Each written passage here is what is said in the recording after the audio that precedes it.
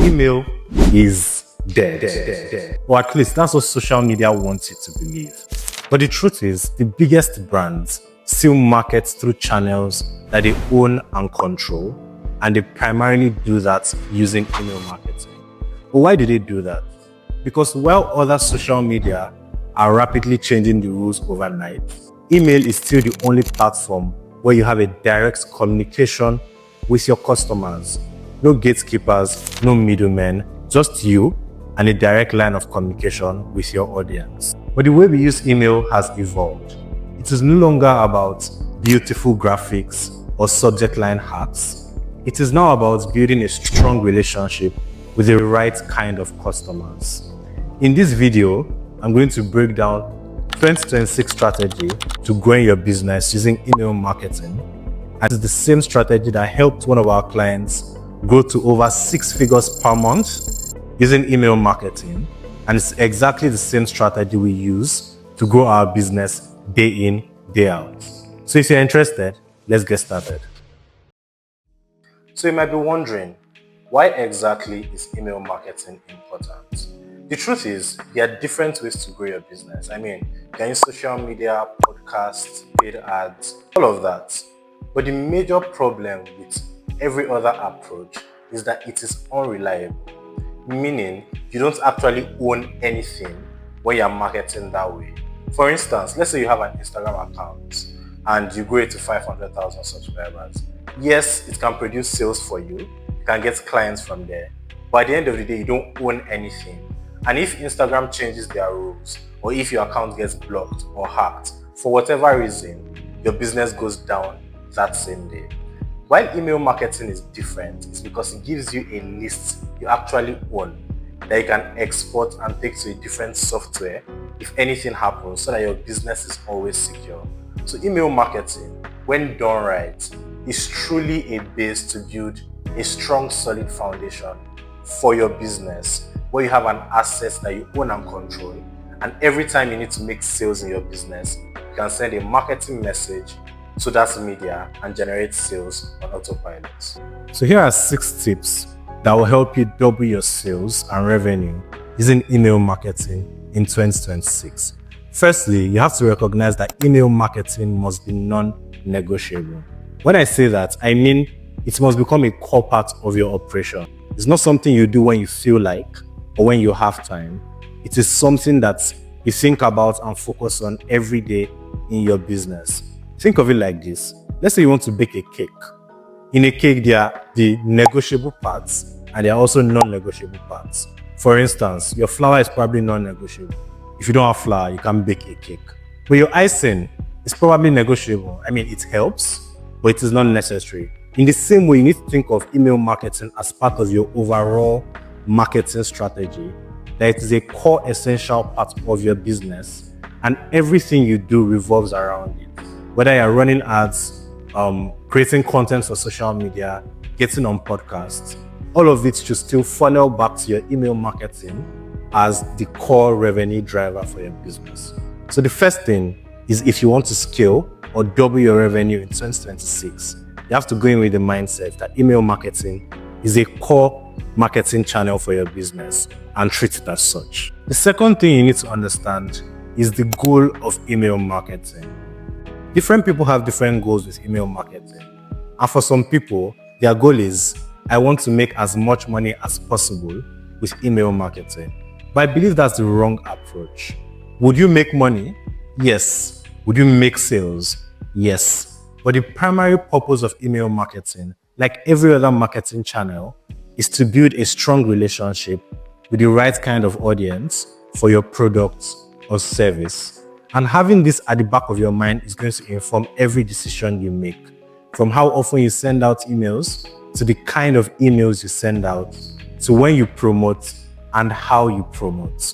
So the age of high pressure sales pitches, where you barrage people with discounts and one-time offers and last chance emails, are in the past.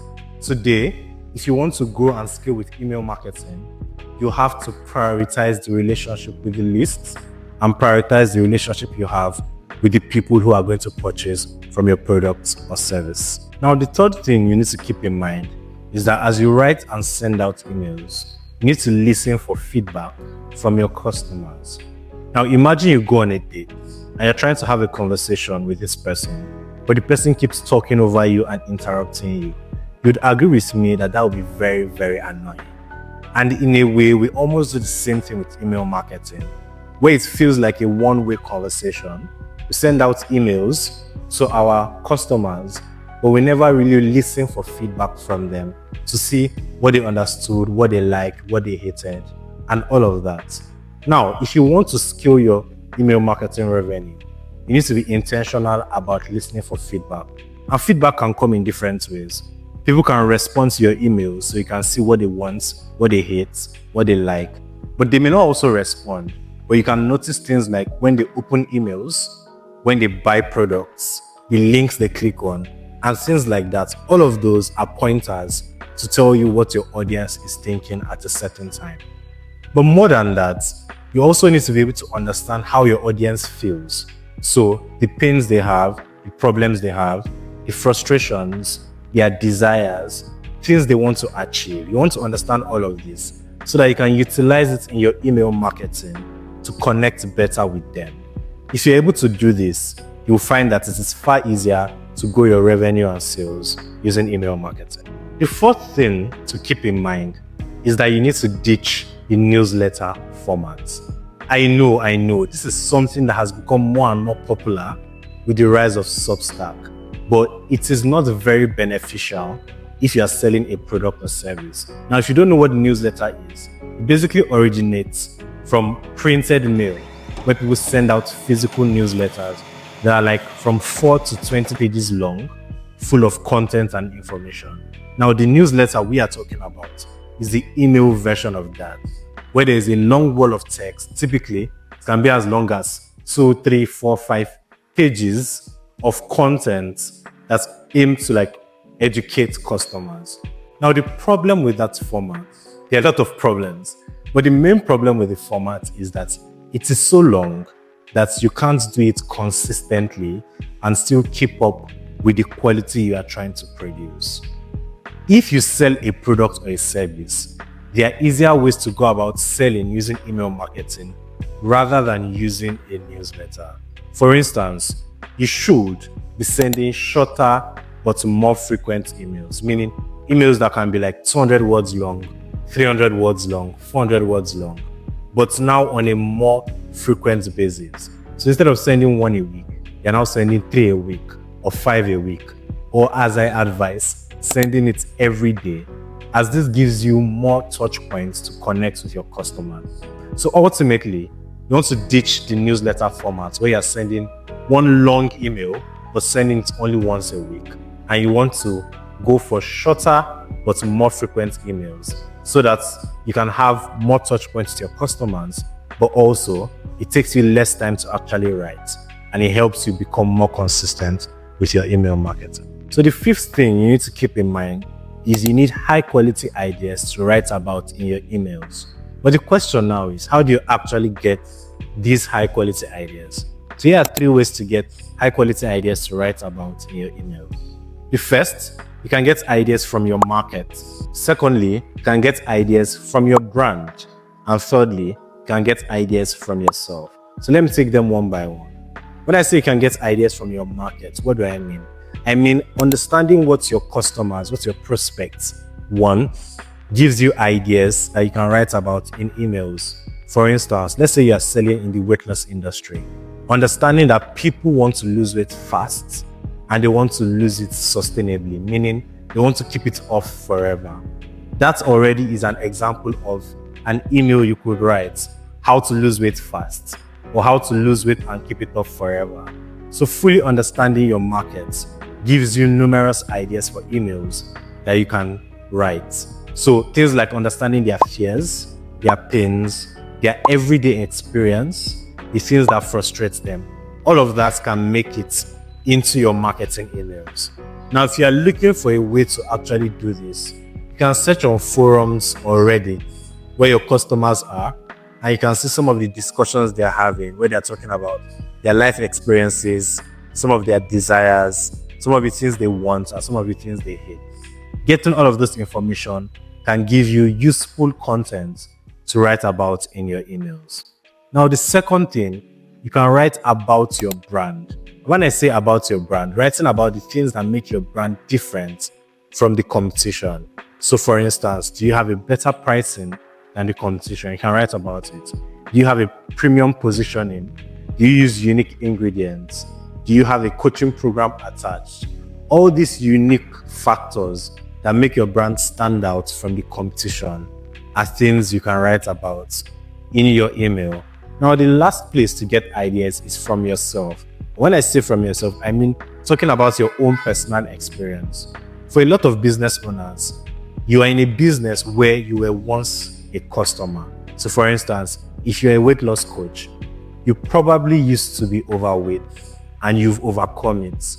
And a good source of content is writing about that, about your own former experiences, how you used to struggle, and how you overcame it. You can also write about your day-to-day life, letting people get into your life, let them know a little bit about what is going on in your life, and letting them understand what you even currently struggle with, some of the plans you have in place, and everything about you.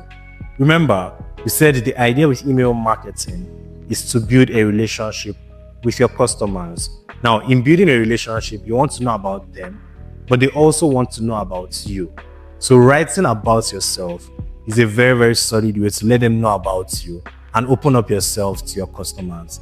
And this is even more important now that AI is growing and scaling.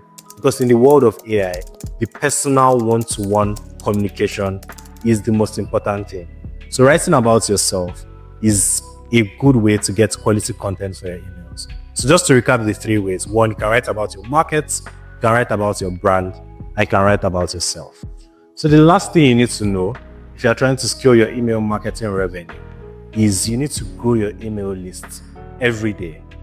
If you're trying to double the amount of money you make from your list, it makes sense to double the number of people on the list. So if you have 1,000 people on your list, doubling it to 2,000 automatically gets you to the level of revenue you want. So the question now is, how do you actually grow your email list? First of all, don't buy a list. Don't scrape leads, don't purchase lists, don't do any of those things. Actually create a landing page, give out a free resource, and let people voluntarily opt into your list. The reason for this is, firstly, if people opt into your list by themselves, you know that they want what it is you sell. So they are more likely to purchase from you in the future.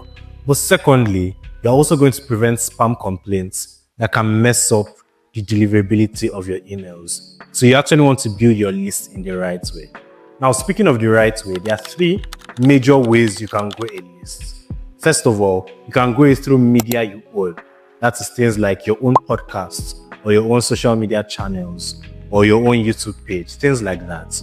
Secondly, you can collaborate with other people on their own media.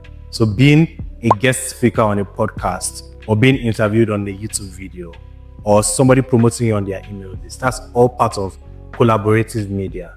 Now, the last way is to use paid media, where you pay for ads and then that sends traffic to your sales page or your landing page. However, there are pros and cons of all of this. Firstly, in terms of how easy it is to scale, paid media is the easiest to scale. So you can scale it rapidly because the more money you put into it, the more people are going to see your landing page or your sales page. Collaborative media is harder to scale, but it is still possible to scale because the more interviews you do, the more reach you have. Now, the hardest to scale is your own personal media, where you are creating your own YouTube videos. It doesn't scale as easily. On the other hand, the quality of people joining your list, as the list quality, goes the opposite way. So you have the highest list quality from your own media of people that know you, that like you, that trust you. So things like your own YouTube channel, your own podcast, gives you the highest quality of leads. Now, the next level down from there is collaborative media. So interviews you do, podcasts you do, people promoting you gives you the next level.